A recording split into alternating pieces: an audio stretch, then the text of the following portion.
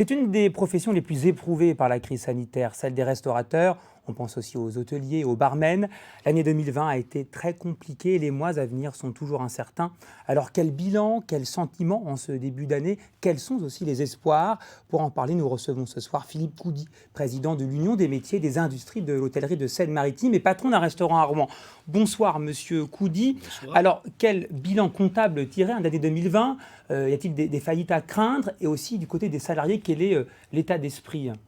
Économiquement, c'est très difficile pour tout le monde. Des discothèques fermées depuis 11 mois, des bars fermés presque pendant 6 mois, des restaurants fermés 4 mois et demi, des hôtels sans mobilité touristique forte et professionnelle, et puis des traiteurs sans événementiel. Comment voulez-vous que la situation économique soit simple? Elle est difficile pour les entreprises et j'oublie pas non plus nos salariés qui ont perdu leur pourboire, qui ont perdu 16% sur les salaires nets, qui ont perdu toutes leurs heures supplémentaires. Il va falloir qu'on traite à la fois, qu'on défende nos entreprises et qu'on essaye demain et après-demain, quand ça ira mieux, de retrouver les niveaux salariales perdus par nos salariés.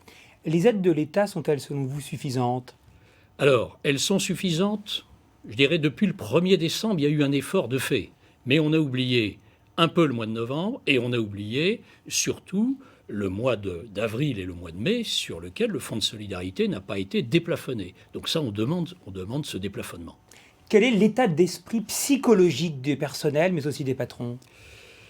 La psychologie est très difficile, elle est très tendue. Pourquoi?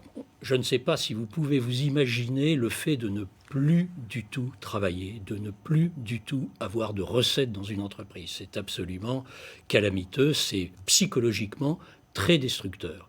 Et je ne voudrais pas qu'il y ait des difficultés psychologiques amenant à des difficultés personnelles trop fortes.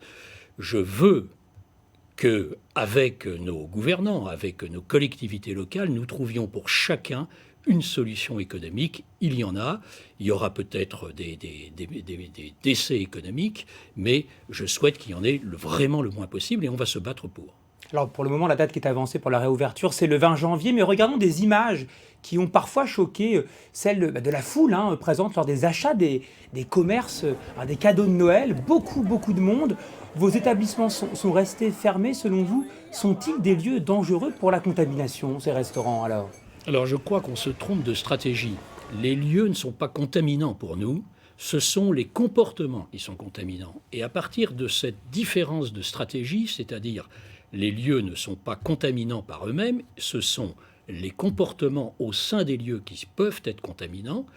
Il faut que nos protocoles qui ont déjà été faits avec nos gouvernants, qui ont été traités, qui ont été contractualisés, on les remette en place. Peut-être ici, sur certains segments de notre métier, qu'on puisse les renforcer, mais il ne faut pas nous culpabiliser. Non, les restaurants ne sont pas des vecteurs. La preuve, la fermeture aujourd'hui des restaurants montre, alors que la contamination se poursuit, d'après ce qu'on nous dit, ne sont pas les vecteurs de forte contamination comme on a été désigné par certains experts.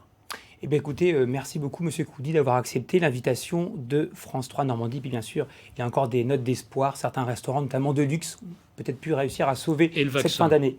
Et le vaccin? Le vaccin, c'est notre grand espoir. Et tout le monde sait que c'est un lieu très important aussi pour la société de se retrouver dans les bars et les restaurants. Merci beaucoup. Merci.